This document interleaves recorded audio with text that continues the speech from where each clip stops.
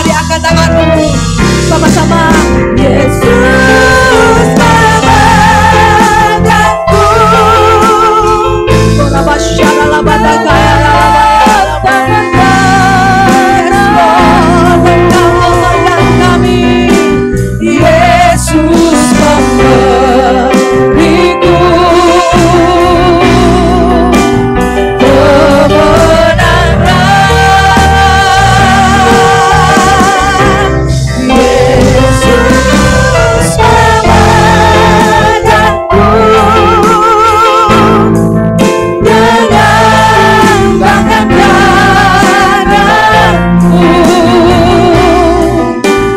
Yesus memberiku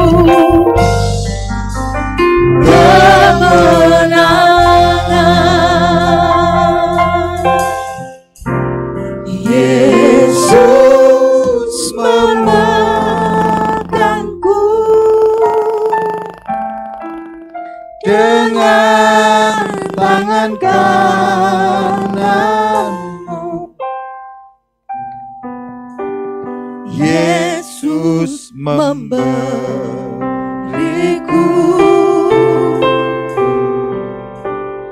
kemenangan. Yesus memegangku dengan tangan kananmu. Yesus memberiku kemenangan. Yesus memegangku dengan tangan kananmu. Yesus memberiku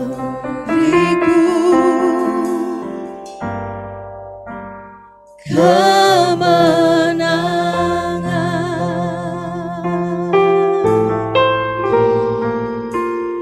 Yesus memberiku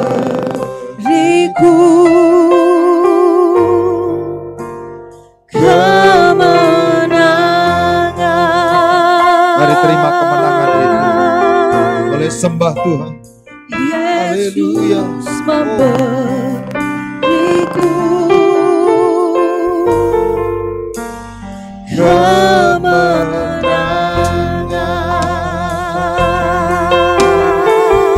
Mari yang sudah terima kemenangan, boleh sembah Tuhan. Haleluya.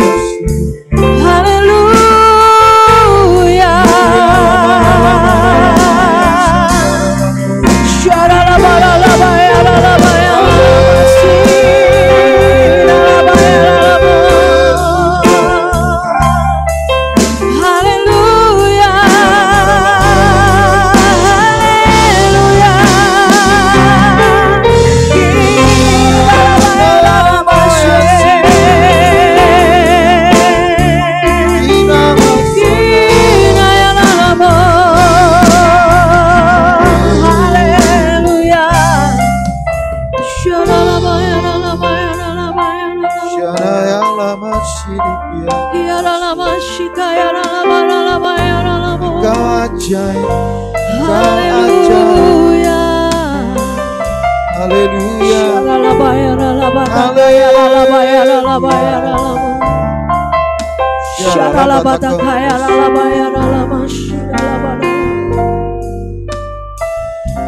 biar pagi hari ini kami menyiapkan hati kami dengan baik, sehingga hati kami itu seperti tanah yang paling subur di atas muka bumi. Tidak ada satu benih pun yang jatuh di tanah yang berbatu-batu, yang jatuh di tanah onak duri, kekhawatiran, bahkan yang jatuh di pinggir jalan. Tapi semua benih itu jatuh di tanah yang terbaik, sehingga benih firman itu bertumbuh berakar dan menghasilkan buah dalam hidup. Datang kerajaan-Mu dan jadilah kehendak, sehingga kami menjadi seperti yang Tuhan mau, bukan menjadi seperti yang kami mau dan orang lain mau. Terima kasih Bapa, ya roh hikmat pengertian dan wahyu itu menuntun kami, dan roh-Mu itu memenuhi kami, sehingga dari dalam hati kami meluap ucapan syukur dan bibir yang memuliakan Tuhan. Di dalam nama Tuhan Yesus Kristus, dari semua yang mengasihi Tuhan sama-sama kita berkata, amin. Silakan duduk saudara. Ucapkan shalom. Ya, saya berharap saudara hari-hari ini sudah merdeka. Amin. Tidak lagi terintimidasi dengan COVID. Apalagi sampai ada COVID phobia. Saudara. Mari kita lihat di dalam Kisah Para Rasul pasal yang pertama.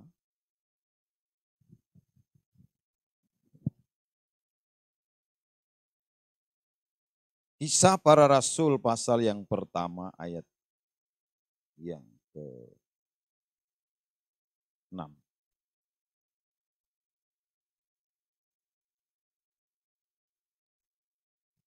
Yesus terangkat ke surga. Jadi redaksinya hari ini sudah diperbaiki ya di kalender-kalender, yaitu kenaikan Tuhan Yesus Kristus. Bukan Isa Al-Masih. Masalah orang percaya atau tidak itu urusan dia. Di dalam kepercayaan orang Jawa itu Semar Ngejawantah. Jadi Semar itu dari dewa yang namanya Dewa Ismaya. Masalah orang percaya atau tidak, ya kan? Nah itu memang sama seperti saya dan saudara. Kita itu tidak perlu membutuhkan dukungan orang untuk percaya. Dia nggak percaya ya enggak apa-apa. Karena percaya itu anugerah. Jadi kalau saya dan saudara percaya Yesus itu anugerah. Itu pekerjaan Roh Kudus. Amin.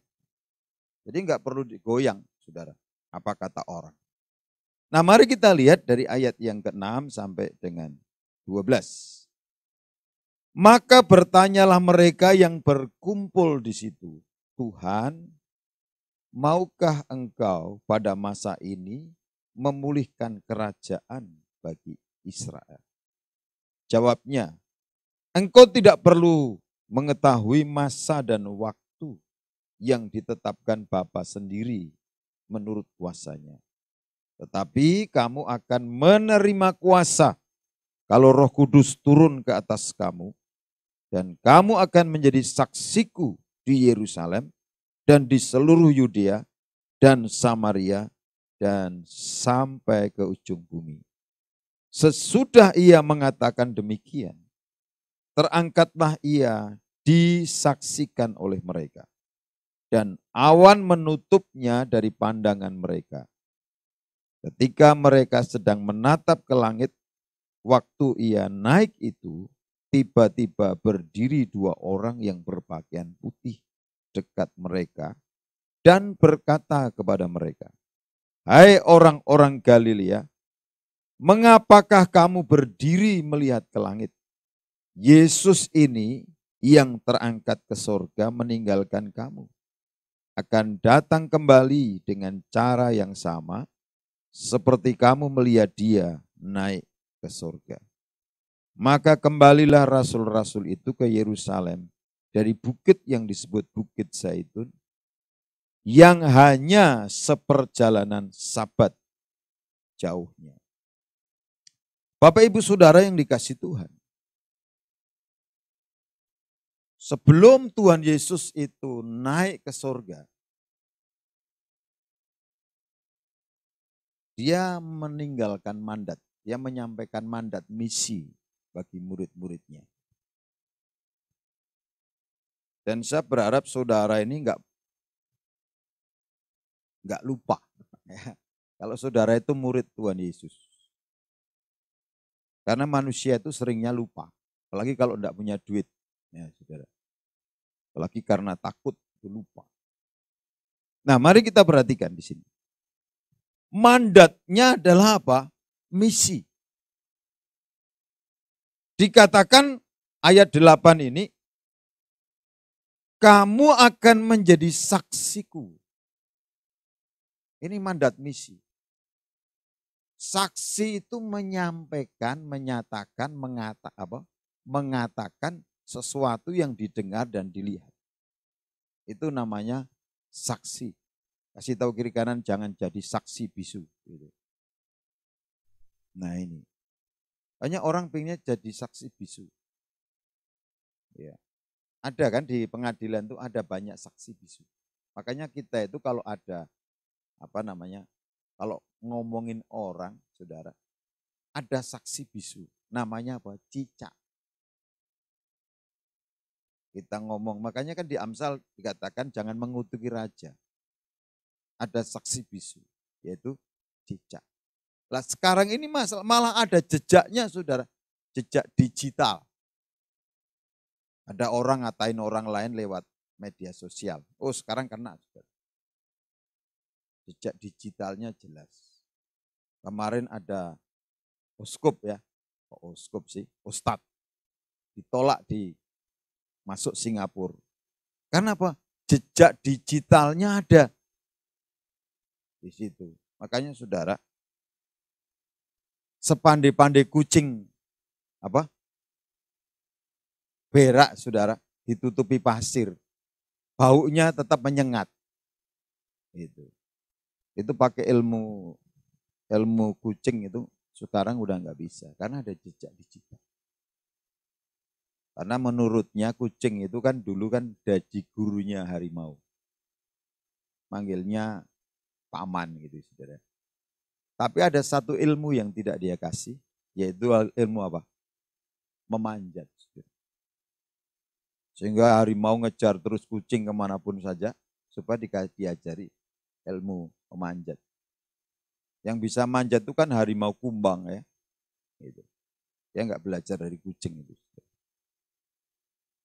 Nah saudara, akhirnya harimau itu ngejar minta satu ilmu. Makanya sampai kemana-mana hari ini kucing itu, kecuali kucing Persia ya saudara, yang saudara ternak di rumah. Itu karena nggak ada dilepas ya. Kalau yang kucing-kucing biasa itu pasti, kalau berak itu dia ditutup dengan pasir, ditimbun. Saudara. Karena apa? Dia takut jejaknya kelihatan. Ini kucing lebih pintar daripada pelanduk.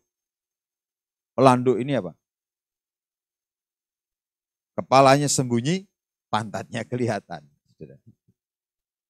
Itu pelanduk, saudara. Mari kita lihat di sini, saudara, ada mandat misi buat saya dan saudara.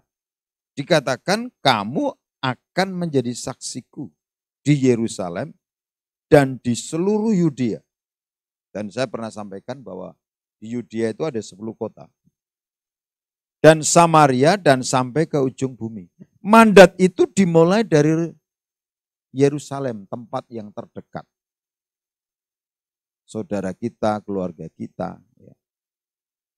Kemudian mulai melangkah ke seluruh Yudea. Ada berbagai macam model Yudea, kota sebelah, mungkin tetangga sebelah. Ada 10 kota. Kemudian Samaria itu melangkah ke apa? Orang yang memiliki tradisi, memiliki agama yang berbeda, itu Samaria. Maka Tuhan Yesus kan nyebrang ke Samaria. Tradisinya beda dengan Yahudi.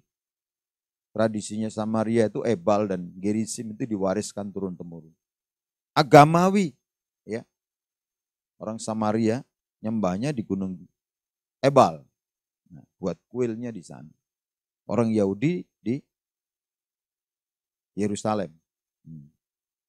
Nah, bahkan dikatakan sampai ujung bumi itu bicara melintasi laut, melintasi pulau, melintasi benua. Ini mandat misi, saudara. Kalau saudara mendengar itu dicamkan baik-baik. Karena di dalam Matius, Markus dan Lukas itu juga ditulis saudara namanya Lukas. Harus mendengarkan apa yang Tuhan Yesus katakan kepada Lukas, betul kan? Pergilah ke seluruh bumi. Ya apa? Jadikan semua bangsa murid. Itu mandat. Seluruh bumi. Mau bumi datar, bumi bulat, ya. Berbagai pemahaman, berbagai pola pikir. Dan di dunia ini kan ada banyak orang memiliki pola pikir ya. Kalau orang-orang India, kan orang Kristen itu juga masih tercampur gaya-gaya India. Pola pikir orang India itu apa? Mujizat, klinik. Ya. Karena orang India ini punya latar belakang yang berbeda dengan. Jadi kalau lihat sesuatu mujizat, percaya. Tapi saudara, ini kan banyak orang Kristen mujizat. Padahal hidup ini adalah mujizat. Mujizat terbesar itu adalah ketika kita ini percaya kepada Kristus. Karena lebih banyak di dunia ini orang yang tidak percaya kepada Kristus. Kalau saya dan saudara itu bisa percaya itu mujizat. Kita ini diambil dari kegelapan kepada terangnya yang ajaib, itu mujizat. Ada pola pikir orang Yunani, ya. Kalau enggak masuk akal, enggak percaya. Kemudian pola pikir orang Cina. Orang Cina itu ngumpul saudaranya. Mangan orang mangan ngumpul. Jadi family. Jadi kalau memenangkan satu orang itu sak keluarganya. Nah, saudara ini kan sudah tidak India bukan, Cina bukan, kemudian Yunani bukan, sudah campur aduk. Sudah lihat mujizat ya, ngalami mujizat sakit sembuh ya enggak percaya. Ya kan? Masuk akal juga enggak percaya. Saudaranya Kristen juga enggak percaya. Karena golongan kita ini di Indonesia itu campur aduk, saudara. Kayaknya banyak kan di acara-acara orang terima mujizat, tetap aja tidak ibadah, tidak percaya Yesus. Karena apa? Inginnya hanya mujizat, inginnya hanya berobat, bukan bertobat. Ini kita ngadepin di Indonesia ini, di wilayah kita. Karena pola pikir itu bukan bicara etnis, saudara.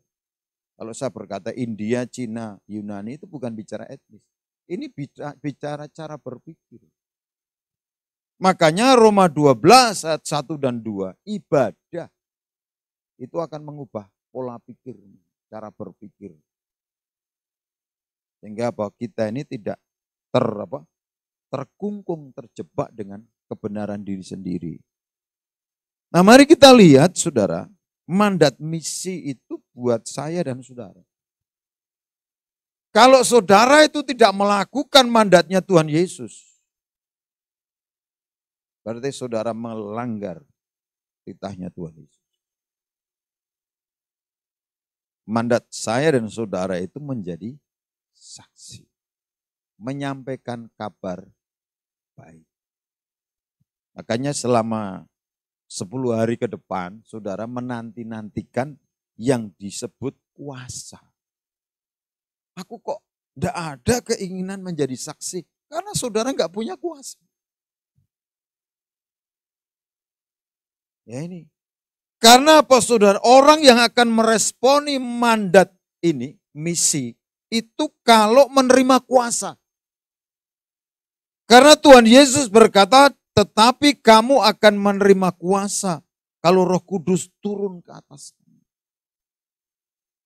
Mungkin selama ini saudara masa bodoh dengan keluarga saudara, dengan tetangga saudara, ya, dengan orang lain. Saudara masa bodoh tidak beritakan kabar baik kepada mereka. Karena tidak punya kuasa, saya kasih tahu. Kalau saudara menerima kuasa, Roh Kudus itu akan memimpin saudara. Saudara akan bergerak. Ingat mandatnya Tuhan Yesus. Di sini, ini penting. Orang Kristen itu punya kuasa. Jangan hidup Kristen tetapi hidup berdasarkan tradisi. Hidup berdasarkan agamawi. Ya rutinitas begitu hidupnya. Nah ini saudara, karena apa? Penghalang orang itu intim dengan Tuhan itu tradisi dan agamawi. Makanya Tuhan Yesus memperkenalkan tentang worship. Worship itu kepada perempuan Samaria yang memiliki latar belakang dia ini orang tradisi. Orang terjebak tradisi dan orang yang terjerat agamawi. Tapi perjumpaan dengan Tuhan membuat dia itu mengerti tanggung jawabnya. Setelah dia ketemu Tuhan Yesus, dia pergi ke kotanya dan beritahu orang-orangnya, orang-orang sekitarnya, orang-orang yang dia kenal, siapakah Yesus itu.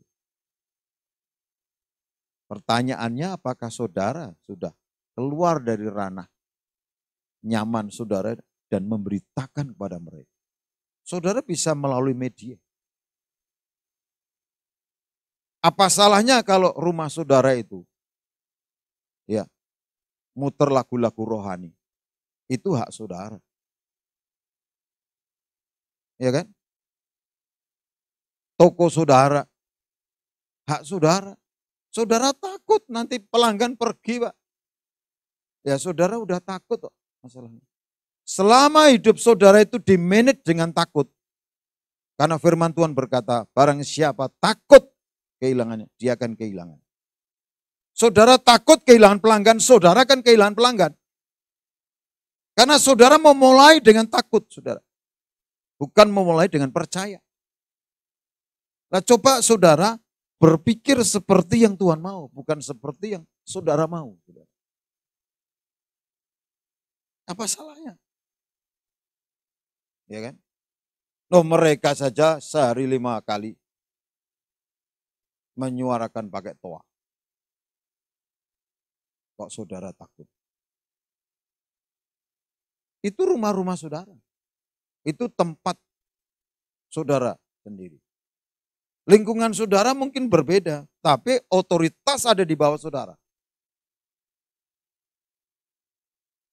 Mungkin saudara punya karyawan, Pak, karyawan saya keyakinannya beda.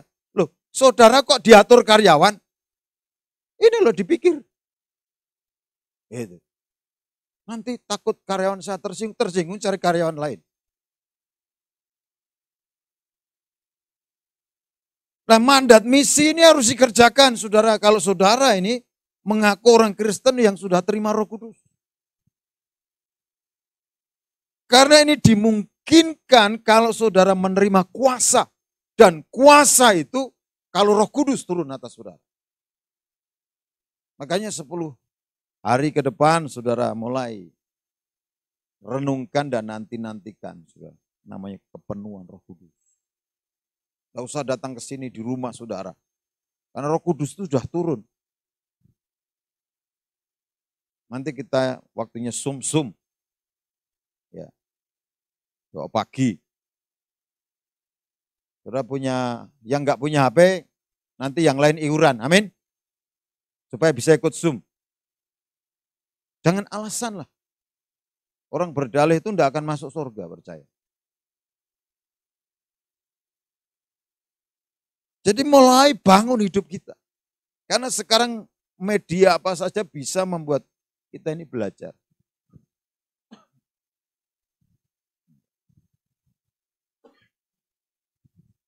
Yang berikut nih saudara.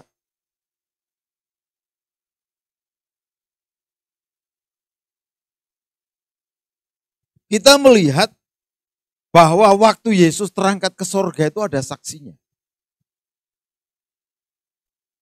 Ya kan? Kalau ada orang lain merayakan sesuatu, apa tradisi, saksinya siapa? Mereka nggak bisa ngomong saksi. Kesaksian pribadi tidak bisa di-declare. Tapi ini kesaksian, ini disaksikan orang lain. Contohnya kalau ada pendeta, bilang naik turun surga. Saksinya siapa? Enggak ada. Kenapa mesti dipercaya? Itu kesaksian pengalaman pribadi dia. Tetapi Yesus naik ke surga itu ada saksinya, saudara. Kisah para rasul itu bicara tentang fakta sejarah.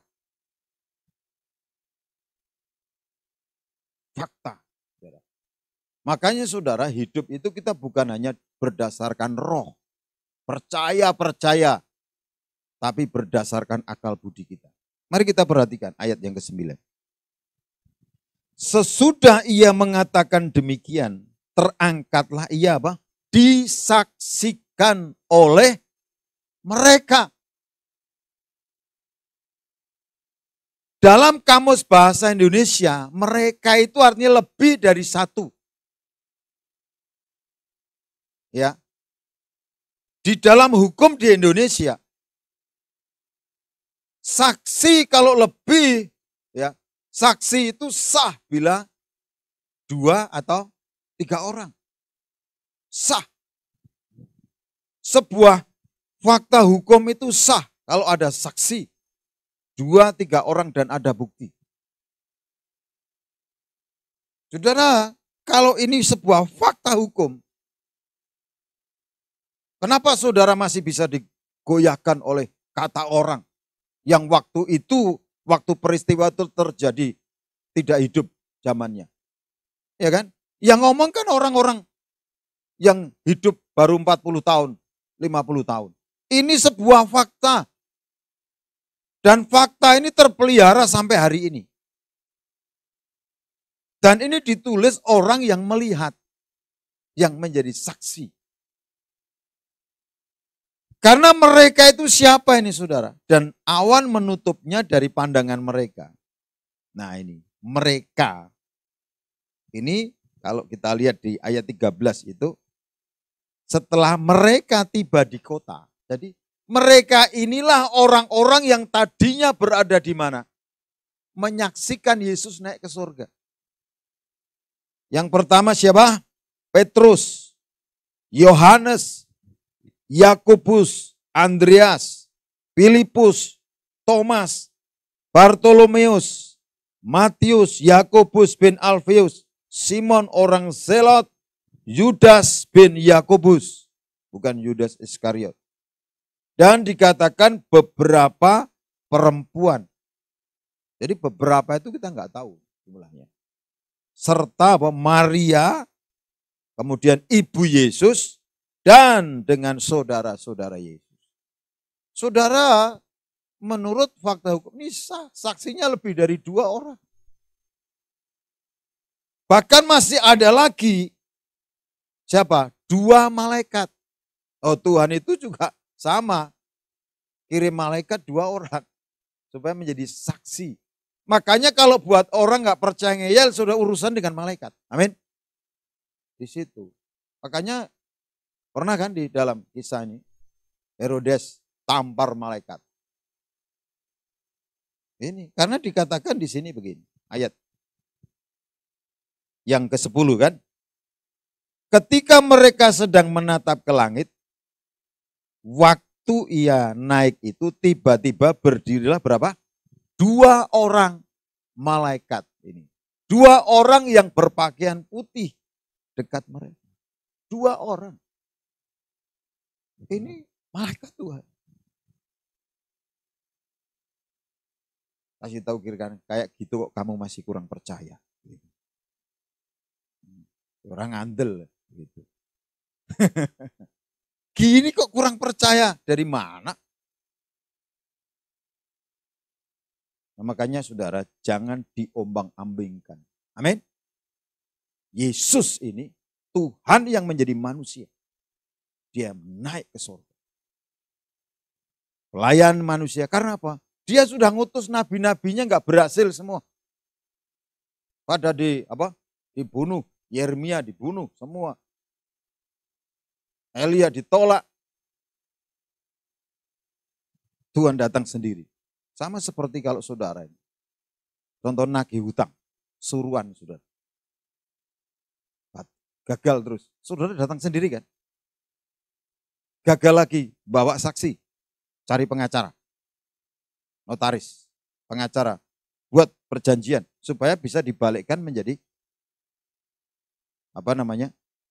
delik hukum. Mengingkari perjanjian itu masuk hukum pidana. Makanya kan hukum fidusia itu, saudara, leasing itu.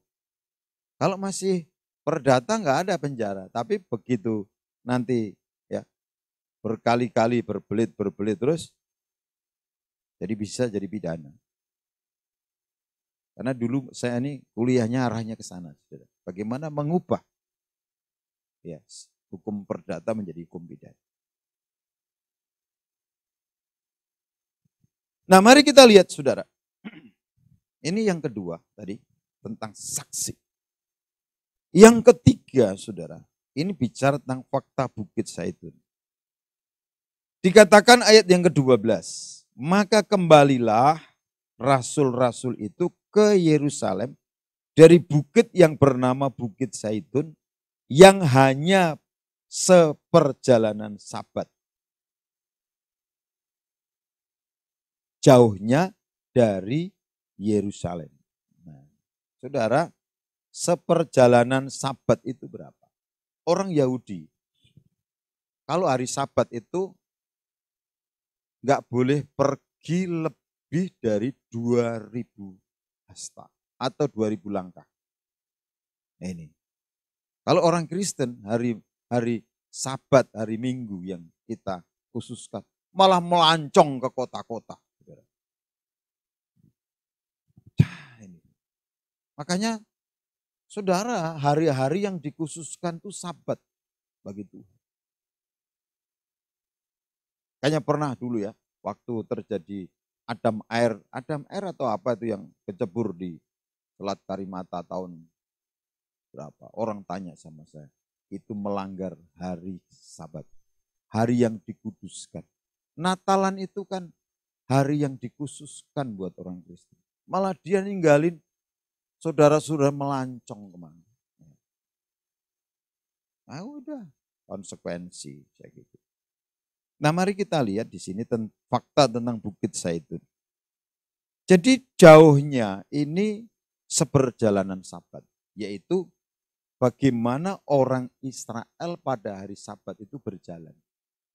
Makanya kalau saudara ingat kisahnya waktu Yesus disesah ya di Lukas pasal 4 ya. Itu Yesus tahu, itu kan kata kuncinya hari Sabat. Itu hari Sabat setelah Yesus mengajar di rumah ibadat. Yesus tahu bahwa orang Israel itu tidak pernah melampaui 2000 hasta di hari Sabat. Maka dia jalan mundur. Jalan aja disesah. Orang Israel, orang-orang Yahudi, rabi-rabi Yahudi berpikir Yesus akan kecebur jurang. Tapi tidak, saudara. Begitu 2000, orang tahu 2000 hasta. Orang Yahudi akan berhenti di sini. Yesus mundur satu langkah. Silakan. Karena Yesus tidak terikat dengan hukum ini, hukum Musa. Mereka berhenti. Dan hukum Sabat mengatakan tidak boleh dorong orang. Maka banyak orang Kristen malah pas hari Sabat malah dorong orang, jengkang ke orang. Ya kan? Jelek-jelekin orang. Pulang gereja aja masih gosip. Buat berita hoax. Ini. Hari Sabat tidak boleh nyalakan api, tidak boleh dorong. Maka begitu berhenti mereka tidak bisa sentuh Yesus. Karena begitu satu orang ini melanggar hukum Sabat, yang lain akan lempari batu. Maka begitu tidak bisa mencelakai Tuhan Yesus tahu sekalipun di belakang jurang tidak mungkin. Ya. Akhirnya apa? Mereka buka, ya jalan aja lewat. Itu yang namanya seperjalanan Sabat. Bagaimana orang Yahudi pada hari Sabat itu berjalan. Sejauh 2000. Jadi Bukit Zaitun itu dekat di kota Yerusalem. Hanya seperjalanan Sabat. Makanya kalau saudara hari ini ke tempat di mana Yesus itu naik ke surga, itu di Bukit Zaitun, ya, naik sedikit aja. Dan di situ ada masjid, saudara. Yang nungguin bukan di situ tidak ada gereja, malah adanya masjid. Karena saudara kita ini lebih percaya. Percaya itu jadi saksi. Dan di situ ada batu di mana kaki Yesus jejak. Tempat kaki Yesus berjejak. Makanya kalau orang-orang Kristen karismatik atau yang tradisi diciumi batunya. Saya pikir ini apa, ya sudah biarin aja lah. Keyakinan itu saudara.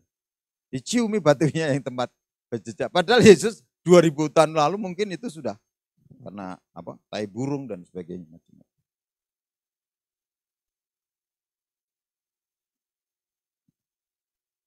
Ya ini batu bisa menjadi terhormat kalau ketemu orang-orang Kristen tradisi.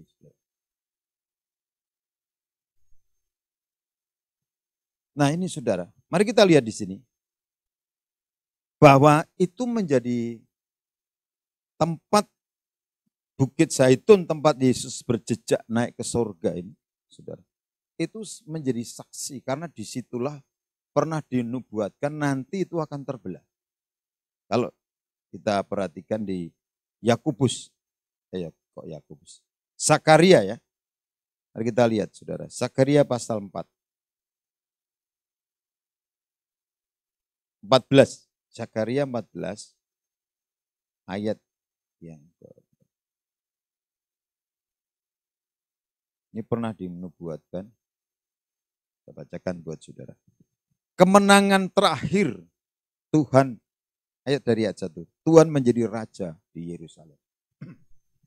Sesungguhnya akan datang hari yang ditetapkan Tuhan, maka jarahan yang dirampas daripadamu akan dibagi-bagi di tengah-tengahmu. Aku akan mengumpulkan segala bangsa untuk memerangi Yerusalem. Kota itu akan direbut. Rumah-rumah akan dirampoki dan perempuan-perempuan akan ditiduri. Setengah dari penduduk kota itu harus pergi ke dalam pembuangan. Tetapi selebihnya dari bangsa itu tidak akan dilenyapkan dari kota itu. Kemudian Tuhan akan maju berperang melawan bangsa-bangsa. Itu seperti ia berperang pada hari pertempuran. Pada waktu itu kakinya akan berjejak di Bukit Zaitun yang terletak di depan Yerusalem di sebelah timur. Bukit Zaitun itu akan terbelah dua dari timur ke barat sehingga terjadi suatu lembah yang sangat besar. Setengah dari lembah itu akan bergeser ke utara dan setengah lagi ke selatan. Maka tertutuplah lembah gunung-gunungku, sebab lembah gunung itu akan menyentuh sisinya. Dan kamu akan melarikan diri, seperti kamu pernah melarikan diri, oleh karena gempa bumi pada zaman usia Raja Yehuda. Lalu Tuhan Allahku akan datang, dan semua orang-orang kudus bersama-sama dengan dia. Ini persis apa yang dikatakan malaikat, ya kan? Di ayat yang ke-11 tadi. Ini yang akan terjadi. Tuhan akan datang dan berkata kepada mereka, hai orang-orang Galilea, mengapakah kamu berdiri melihat ke langit? Yesus ini yang terangkat ke surga meninggalkan kamu akan datang akan datang kembali dengan cara yang sama seperti kamu melihat dia naik ke surga. Ini yang berbicara ini dua orang malaikat. Nah makanya di dalam Zakaria ini sudah nangkep. Ini nubuatan, pesan Tuhan yang sudah disampaikan sebelum Yesus lahir. Yesus datang ke bumi. Karena di sini dikatakan, lalu Tuhan Allahku, ayat 5b tadi, akan datang dan semua orang kudus bersama-sama dia. Jadi dia akan datang kembali bersama orang-orang kudus yang akan memerintah di bumi. Maka pada waktu itu tidak akan ada lagi udara dingin atau keadaan beku. Tetapi akan ada satu hari. Hari itu diketahui oleh Tuhan dengan tidak ada pergantian siang dan malam pun menjadi siang. Ini yang namanya Yerusalem baru. Ketika Tuhan nanti sudah datang mengalahkan antikris dan nabi-nabi palsu, saudara. Ini yang namanya titik menjadi titik pijakan, titik balik. Ya. Makanya saudara, hari-hari ini di mana kita ini hari-hari kita ini menanti-nantikan. Kedatangan Tuhan sudah dekat, saudara. Makanya mulai seriuslah, saudara. Kemudian, saudara, ayat 8. Pada waktu itu akan mengalir air kehidupan dari Yerusalem. Setengahnya mengalir ke laut timur dan setengah lagi mengalir ke laut barat. Hal itu akan terus berlangsung dalam musim panas dan dalam musim dingin. Jadi sebelum datangnya Tuhan itu akan ada bencana tadi. Ya. Datangnya antikris, peperangan dan sebagainya. Jadi penjelasan di kitab Wahyu. Dan mari kita lihat ayat 9. Maka Tuhan akan menjadi raja atas seluruh bumi. Pada waktu itu Tuhan adalah satu-satunya dan namanya satu-satunya. Tidak ada Tuhan lain. Kalau sekarang kan banyak Tuhan yang dituhankan sama orang. Tapi nanti setelah Tuhan Yesus datang sebagai raja, gak ada Tuhan lain. Orang hanya menyebut dia satu-satunya Tuhan. Seluruh negeri ini akan berubah menjadi seperti Araba Yordan. Dari Geba sampai Rimon di sebelah selatan Yerusalem. Tetapi kota itu akan menjulang tinggi dan tetap tinggal di tempatnya. Dari pintu gerbang Benyamin sampai pintu gerbang ke tempat pintu gerbang yang dahulu, yakni sampai ke pintu gerbang sudut. Dan dari menara Hana Neel sampai ke tempat pemerasan anggur raja.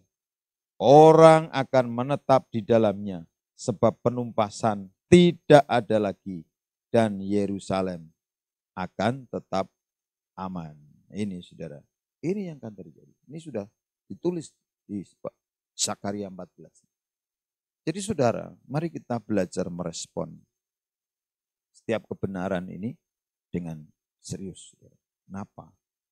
Tuhan ini menyayangi saya dan saudara. Amin. Ini saudara. Makanya ketika rasul-rasul ini menerima mandat misi, apa yang dia kerjakan? Di dalam ayat 14 Kisah Rasul 1 ini dikatakan, mereka semua bertekun dengan sehati dalam doa bersama-sama. Mari saudara mulai atur lagi hidup saudara. Ambil waktu doa. Kapan saja saudara bisa. Dan bergabung dengan komunitas doa. Komunitas doa hari Rabu pagi by Zoom. Saudara tak kasih biar saudara itu enggak punya alasan. Tak cek. Ini Sabtu enggak datang, Rabu enggak datang. Terus maunya datangnya hari doa yang mana? Gitu. Lewat YouTube. Nah, di YouTube ada kan hari Sabtu itu. Lewat YouTube. Tapi yang penting mari kita semua bertekun dengan sehati dalam doa bersama-sama.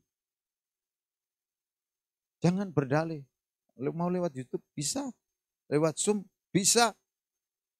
Kemudian apa? Datang oke. Tapi kalau di semua tempat nggak bisa unity gimana?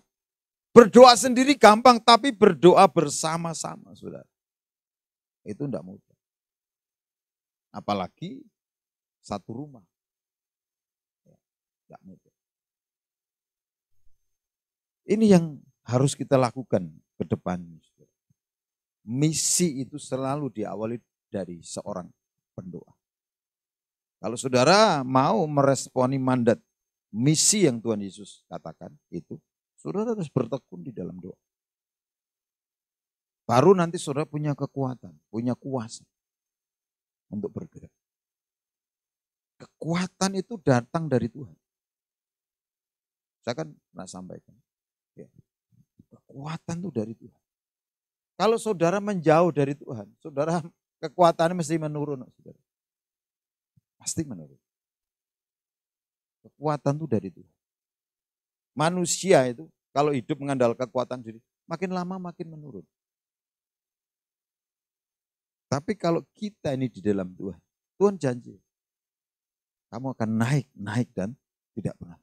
Punya kekuatan untuk naik. Kekuatan naik. Makanya Bapak Ibu Saudara, murid-murid ini bisa mengerjakan mandat misi. Kenapa, saudara? Karena mereka mengawali hidupnya bertekun dalam doa dan doa dalam bersama-sama. Sehingga di pasal yang kedua dipenuhi dengan Roh Kudus. Dan mereka mulai bergerak. Mata mereka mulai melihat orang-orang. Hati mereka mulai peka. Kapan dia menyampaikan kabar baik. Ada banyak aniaya, dia tidak takut. Ada banyak tidak takut. Karena apa? Tantangan itu dan aniaya itu justru membawa mereka semakin jauh perjalanan. Nyebrang laut, menyeberang daerah ke Samaria, ke Antioquia, ya, ke Suria, kemudian ke daerah-daerah yang lain. Makanya mari kita bangkit berdiri. Saudara, buat komitmen yang baru dengan Tuhan. Buat keputusan yang baru. Saudara mau melakukan, menjadi pelaku misi. Mau melakukan amanat agung, mandat yang Tuhan nyatakan kepada murid-muridnya ini. Terima kasih Tuhan. Tuhan Engkau ajaib bagiku, tak ada yang tak mungkin bagimu. Kau yang telah berfirman dan semuanya jadi. Tuhan Engkau ajaib bagiku. Katakan sekali lagi. Tuhan Engkau ajaib bagiku, tak ada yang tak mungkin bagimu. Semua yang ku saksikan perbuatan tanganmu. Tuhan Engkau ajaib bagiku. Mari sama-sama angkat tangan, katakan. Sungguh ku percaya tiada yang mustahil. Mujizat masih ada dalam hidupku. Sembuhkan sakitku, pulihkan jiwaku. Mujizat masih ada bagiku. Saudara, nantikan Tuhan sepanjang hari, sepanjang waktu ini. Karena Tuhan akan memulihkan hidupmu, menyembuhkan sakit penyakitmu. Sehingga kau menerima kuasa, kuasa itu. Dan kau akan melangkah, meresponi mandat, misi amanat agung. Menjadi saksi dimanapun saudara berada. Mari sama-sama katakan. Sungguh ku percaya tiada yang mustahil. Mujizat masih ada dalam hidupku. Sembuhkan sakitku, pulihkan jiwaku. Mujizat masih ada bagiku.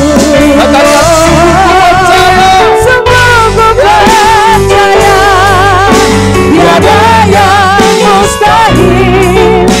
Mujizat masih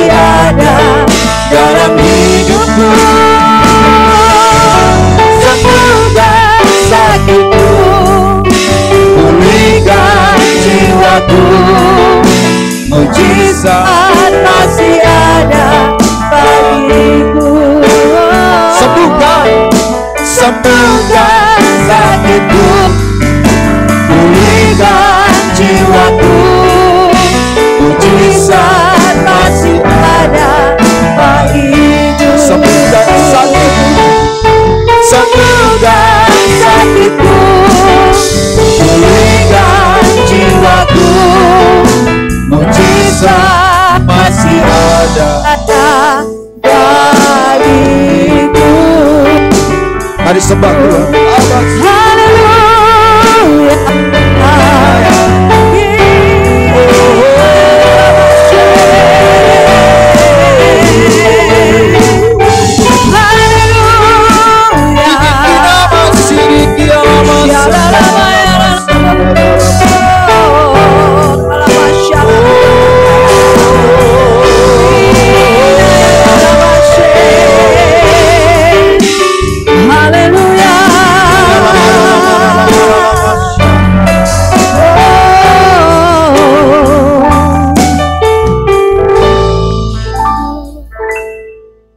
Kekuatan di hidupku, ku dapat dalam Yesus. Dia tak pernah pernah tinggalkanku, setia menopangku. Katakan berseru, berseru, berharap dalam. mari dengan iman berkata, kekuatan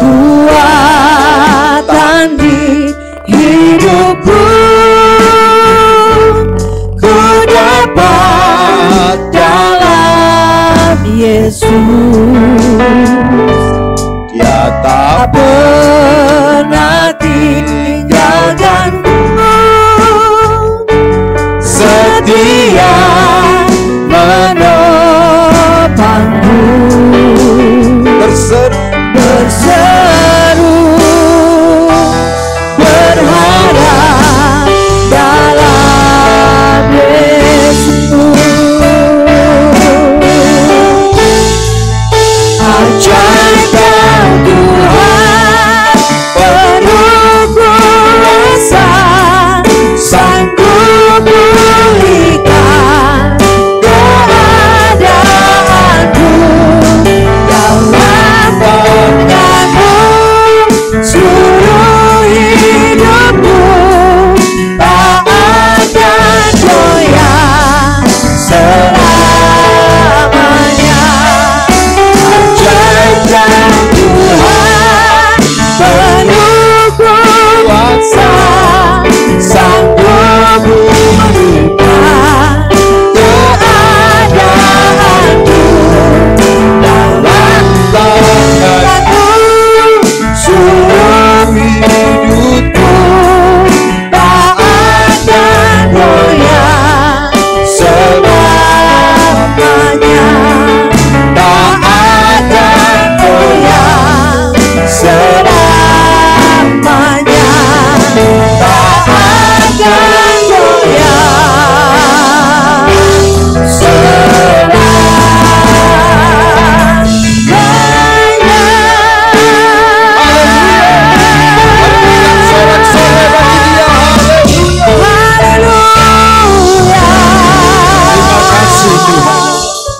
kami tidak akan goyah untuk selama-lamanya. Amin.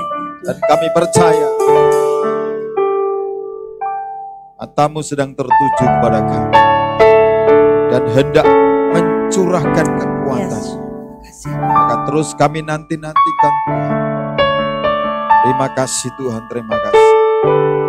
Kami mau bersekutu dengan tubuh dan darah, karena kami tahu persekutuan dengan Engkau itu kekuatan kami, itu kekuatan kami. Ya Tuhan. Kami akan menjadi orang-orang Kristen yang perkasa, Amin. kan berjalan naik-naik dan Yes. tidak pernah turun.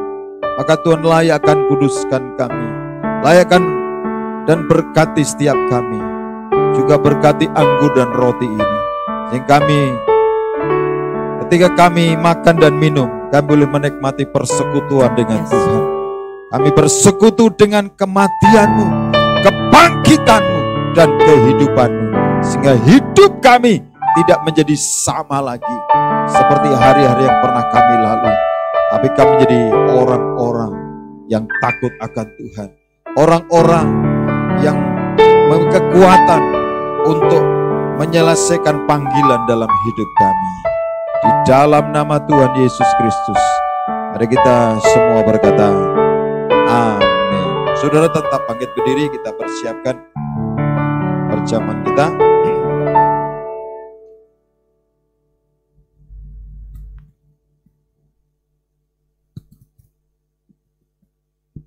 Mari kita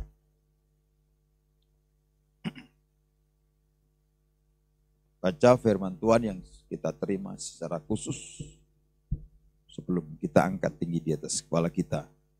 Saudara harus mempercayai bahwa 2000 tahun lalu Yesus sudah berkata tetelestai, yang artinya sudah genap. Kematiannya di kayu salib itu bukan hanya menggenapkan tetapi juga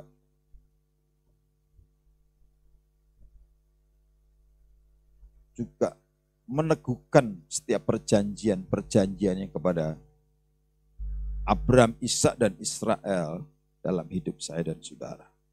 Kata sudah genap itu artinya kematiannya itu menggenapkan semua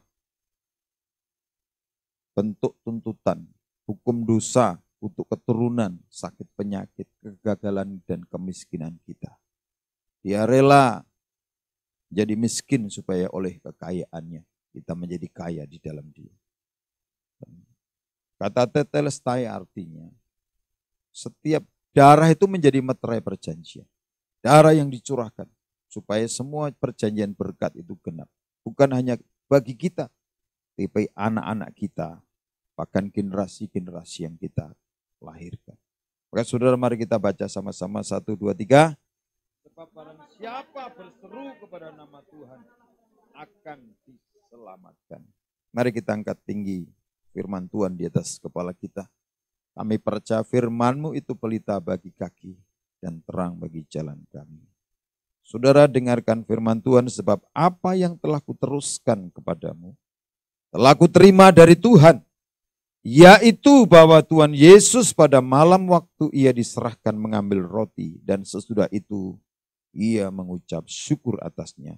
Ia memecah-mecahkannya dan berkata, inilah tubuhku yang diserahkan bagi kamu. Perbuatlah ini menjadi peringatan akan aku. Bapak Ibu, saudara yang dikasihi Tuhan. Bukankah yang kita pecah-pecahkan ini adalah tubuh Tuhan? Mari kita langkah dengan iman, bersekutu dengan tubuh Tuhan. Dan kita makan bersama-sama dalam nama Tuhan Yesus Kristus.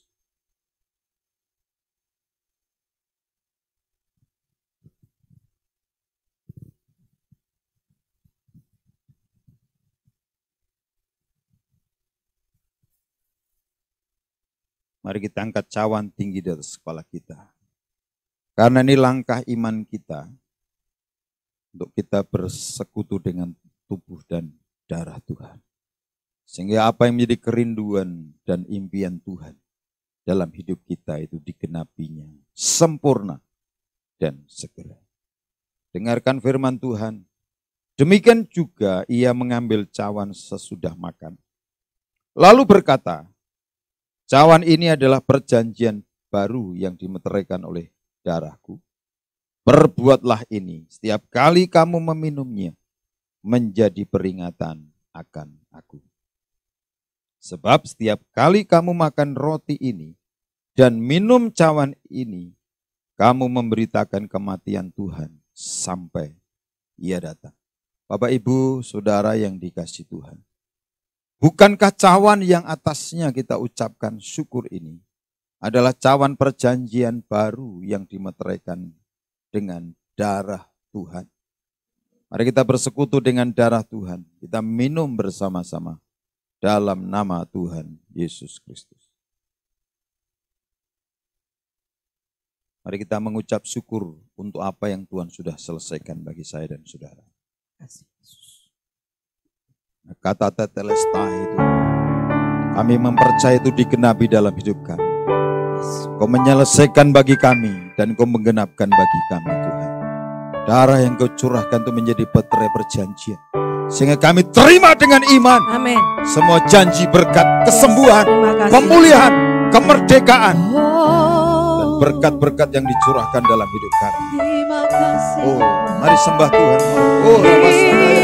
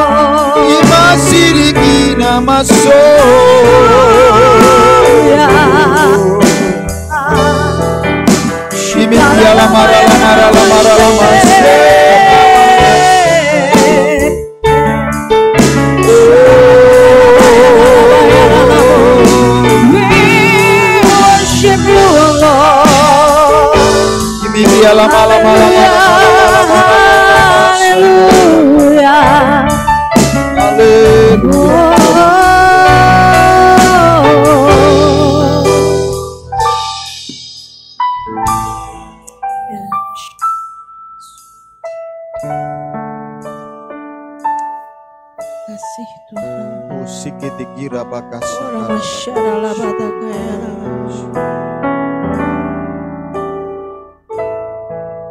Tidak apa-apa patahkan.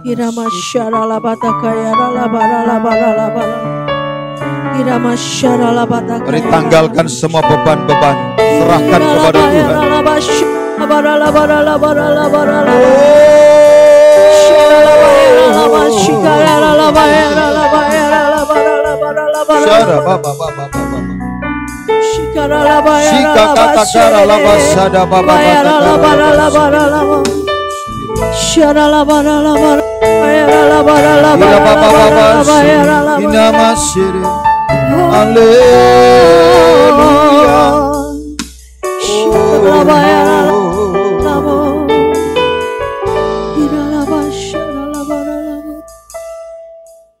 Bapa, terima kasih buat apa yang Engkau sudah selesaikan bagi kami.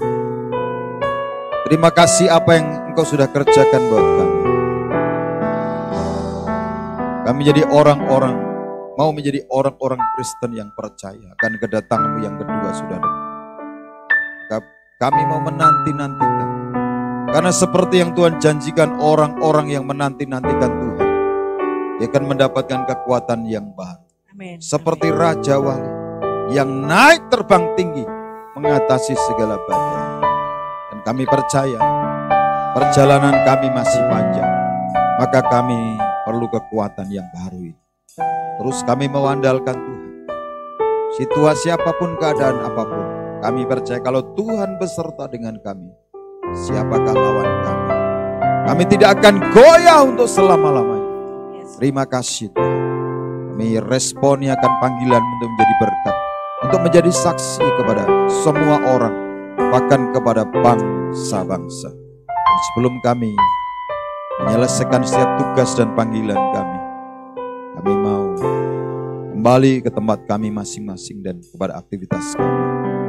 Sebelumnya Tuhan berkati kami, sehingga kami jadi orang-orang yang punya kekuatan untuk menaburkan benih, kekuatan untuk menuai jiwa-jiwa, menuai benih yang kami taburkan, dan kami dapat mewariskannya kepada anak cucu kami, sehingga orang berkata seperti yang Tuhan janjikan, bahwa anak-anak kami adalah anak-anak cucu orang-orang benar, yang hidupnya tidak akan meminta-minta roti, yang hidupnya menjadi berkat. Terima kasih Bapa, terima kasih. Terima kasih Tuhan, terima kasih. Terus bawa kami berdiri menjadi rumah doa. Kami alami mujizat dan kami menjadi rumah kabar baik bagi semua orang. Mari saudara angkat kedua belah tanganmu, karena Tuhan belum selesai. Tuhan akan terus memperlengkapi engkau untuk menjadi rumah kabar baik bagi semua orang. Bahkan berjalan melintasi badai, melintasi awan, bahkan kau akan melintasi padang gurun. Karena kekuatan yang daripada Tuhan itu akan melalukan engkau dari semua tantangan di depanmu. Maka sekarang terimalah berkat, anugerah, damai sejahtera, dan sukacita yang berlimpah-limpah dari surga. Dan Tuhan Yesus Kristus kasih-Nya sudah dia buktikan melalui darahnya. Sehingga segala berkat yang dijanjikannya kepada Abraham, kepada Ishak dan Israel itu digenapkan dalam hidupmu, keluarga, rumah tangga, usaha pekerjaan, studi kuliah pelayananmu. Tuhan membuatmu berhasil, berkelimpahan dan berkemenangan. Jangan seorang pun menjadi takut, gentar atau khawatir. Tapi percayalah, Roh Kudus menyertai kita semua sampai selama-lamanya. Sampai Maranatha, sampai Tuhan datang kembali dan membawa kita masuk dalam kemuliaan yang kekal. Haleluya. Mari semua yang percaya dan siap menjadi berkat, sama-sama kita berkata, amin.